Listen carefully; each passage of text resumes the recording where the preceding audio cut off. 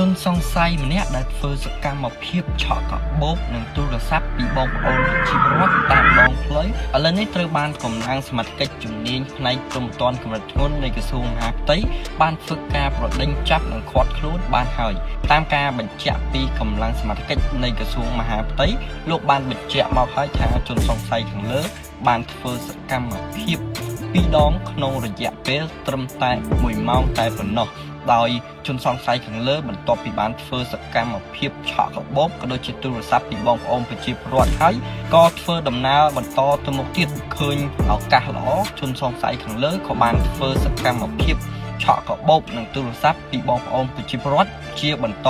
ទៀតនេះតាមការបញ្ជាក់របស់កម្លាំងសមត្ថកិច្ចជំនាញផ្នែកព្រំប្រទានកម្រិតធ្ងន់នៃក្រសួងមហាផ្ទៃក៏ដូចជាតាមការបញ្ជាក់របស់ជនសង្ស័យផ្ទាល់តែម្ដងមកទៀតមកទៅតែឆក់ម្ដងមិនថ្ងៃទី20ម៉ោងព្រឹកម៉ោង5ពេលព្រឹកយកគេ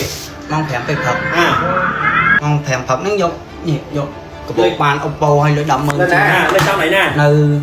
រៃលំហាក់អូរំហាក់ហើយចេញពីហ្នឹងហើយចេញពីហ្នឹងហើយឆៃកបោហើយទៅយកជីមកជីតាមផ្លូវជួបនៅចិត្តប៉ូប៉ូលីសសំជ័យទៀតបងអានេះទៅគេបាទយកគេហ្នឹងកបោបាទមាននេះខ្លះមានទូរស័ព្ទមួយគ្រឿងម៉ាក់អីហើយអូប៉ូដែរបាទហើយលុយ50000ស្រីផងជនគ្រូស្រីបាទតែ2ហ៎អញ្ចឹងគេរួមទៅ2ម៉ោងហ្នឹងយកបាន2ដងទេបាទក្នុងថ្ងៃ20ហ្នឹងបាទ1ម៉ោងទេបាន2ម៉ោងទេណាបាទបាន1ម៉ោងទេណាបាទក្នុង1ម៉ោងទេជីទៅឃើញឆក់មួយទៀតមកបាទតែប៉ុណ្្នឹងទេបាទបងជំរាបសួរបងជនសង្ស័យម្នាក់នេះគាត់ពាក់ព័ន្ធនឹងករណីអីដែរពាក់ព័ន្ធករណីឆក់ទូរស័ព្ទឆក់នៅណាដែរបងឆក់នៅខាងលំជ័យដល់មើលជ័យបាទប្រហែលថ្ងៃមកហើយយើងធ្វើការមិនសើមិនយើងធ្វើការស្រែជឿប្រហែលថ្ងៃទៅបានធ្វើការយកជនសង្ស័យនេះដល់ឥឡូវតាំងពីសំមិនដល់ឥឡូវមួយថ្ងៃបាទហើយយកនៅចំណុចណាដែរបងយកនៅក្នុងស្រុកម៉ងតងស្រុកម៉ងតងបាទខេត្តកំពង់ស្ពឺបាទយើងយកតាមផ្លូវឬក៏យ៉ាងម៉េចបងយកតាមផ្លូវបងតាមផ្លូវគាត់កំពុងធ្វើសកម្មភាពឬក៏យ៉ាងម៉េចគាត់កំពុងអង្គុយលេងឥឡូវពាក់ព័ន្ធក្នុងករណីឆក់ខាងលើហ្នឹងដឹកនាំដោយលោកជួនណាដែរបងលោកឧត្តមស្រីត្រីបុបានគាត់ពាក់ព័ន្ធករណីឆក់ខាងលើហ្នឹងបងឥឡូវនេះជនសង្ស័យខាងលើនេះត្រូវបញ្ជូនទៅណាវិញបងទៅអគ្គស្នងការយុវធម៌ព្រំប្រទានបាទអរគុណខាងព្រំប្រទានកម្រិតធ្ងន់នៃក្រសួងមហាផ្ទៃបានឃាត់ខ្លួនជនសង្ស័យចំនួនម្នាក់ដែលជាមុខសញ្ញាធ្វើសកម្មភាពលួចឆក់ទូរស័ព្ទនិងកាបូបយ៉ាងសកម្មក្នុងភូមិសាស្ត្រខណ្ឌមានជ័យរាជធានីភ្នំពេញដោយអនុវត្តបញ្ជាផ្ទាល់ដោយលោកឧត្តមសេនីយ៍ត្រីបុត្រវណ្ណរតន៍ដែលជាអនុប្រធាននាយកដ្ឋានព្រំប្រទានកម្រិតធ្ងន់នៃក្រសួងមហាផ្ទៃ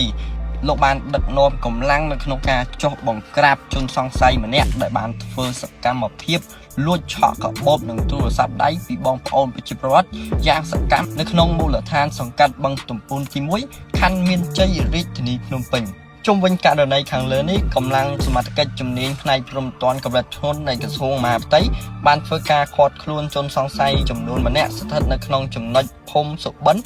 ឃុំត្រពាំងកងស្រុកសំរោងតងខេត្តកំពង់ស្ពឺពាក់ព័ន្ធករណីលួចមានស្ថានទម្ងន់ទោសឆក់ទូរស័ព្ទនិងកាបូបដោយបានប្រព្រឹត្តនៅថ្ងៃទី19ខែមេសាឆ្នាំ2026នៅវេលាម៉ោង 9:50 នាទីនៅត្រង់ចំណុចផ្លូវលេខ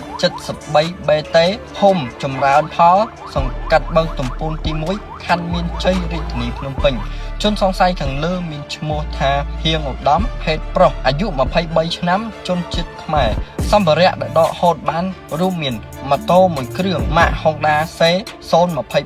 ពណ៌ខ្មៅពាក់ស្លាកលេខភ្នំពេញ 1MG 71និង04បច្ចុប្បន្នកម្លាំងជំនាញផ្នែកព្រំប្រទានកម្រិតធ្ងន់នៃក្រសួងមហាផ្ទៃបាននាំជនសង្ស័យខាងលើមកនាយកដ្ឋានដើម្បីធ្វើការសាកសួរនិងកសាងសំណុំរឿងតាមនីតិវិធីបន្តផងដែរ